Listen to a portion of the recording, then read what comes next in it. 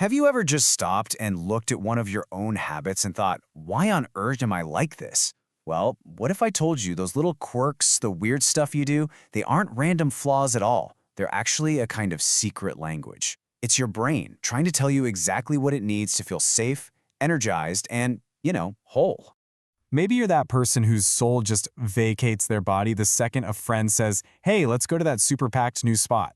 Or, hey, maybe your idea of a truly perfect Friday night is no plans, no people, just you, your couch, and blissful, wonderful silence. Or how about this one? You're always on time for the things you actually want to do, but somehow you're chronically just 5 minutes away from anything you're secretly dreading. Here's the thing. These behaviors, they are not character defects. They are actually incredibly intelligent, strategic signals coming directly from your brain. And once you learn how to decode them, trust me, you are never going to see yourself the same way again. So here's our game plan.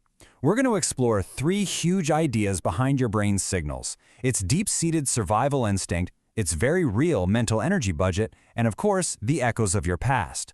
And then we'll tie it all together to see everything in a completely new light. All right, first up, the survival instinct.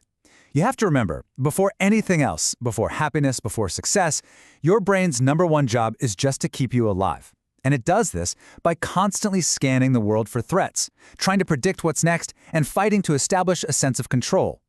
And its favorite tool for the job? Pattern recognition. Your brain is this incredible machine that's built to find connections in everything. Conversations, behaviors, data, all the little details that most people just completely miss. It's a genuine superpower, but man, it can be exhausting. Because once you see the patterns, you can't unsee them. Now, this pattern recognition can easily look like overthinking, but check out the huge difference here. On the left, you've got anxiety overthinking. That's basically thinking in circles, getting stuck on the same worry. But on the right, you have strategic overthinking. This is different. This is thinking in layers. It's running mental simulations of every possible outcome to find the absolute best move. It's not anxiety, it's preparation. And this survival instinct, wow, it plays out so powerfully in our relationships. Your brain has collected all this data from past hurts, right? So it recognizes a familiar, potentially painful pattern starting to emerge, and it decides to control the one thing it can, the exit. It might look like self-sabotage, but from your brain's point of view, it's a totally logical, protective measure based on hard data. And this fundamental drive for control, it explains so many other habits. When the world outside feels totally chaotic and unpredictable, creating order in your personal space, whether it's through routines, a cleaning spree, or minimalism, is a way for your brain to regulate your internal state and feel safe again. It's not an obsession, it's a form of emotional regulation. So that constant drive for safety leads us right into our next principle, your mental energy budget. Your brain knows deep down that it only has a finite amount of juice each day, and it is incredibly strategic about protecting that energy. The key concept we need to understand here is something called cognitive load. Just think of it like the mental RAM your brain uses for every single task. Every little decision, every social interaction, every distraction, it all drains this battery. And suddenly, a whole bunch of antisocial habits start to look like absolutely brilliant energy conservation strategies. I mean, just look at this chart. It shows how different social activities have these wildly different energy costs. Check out hosting guests. It's a massive drain compared to everything else. And you might wonder why. Well, it's because hosting isn't just one task. It's thousands of tiny micro-tasks all at once. Managing food, reading social cues, making sure everyone's happy. It is cognitive load on steroids. So really, all of these behaviors are just your brain switching into energy-saving mode. Hating small talk? It's not about being rude. Your brain is just kind of allergic to conversations that have a high energy cost for zero substance. Love winter? Of course. It provides the perfect social cover to stay home and recharge without anyone judging you.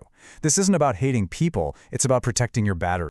And ultimately, it really just comes down to how your brain is wired to recharge. For an extrovert, socializing is literally like plugging into a power source. It gives them energy. But for an introvert, every social interaction, even a really fun one, is like running a background app that's slowly but surely draining the battery. Home becomes the only charger that actually works. Okay, and that brings us to our third big principle, the echoes of your past. See, your brain isn't just living in the here and now. It's constantly referencing this old map that was drawn from your earliest experiences.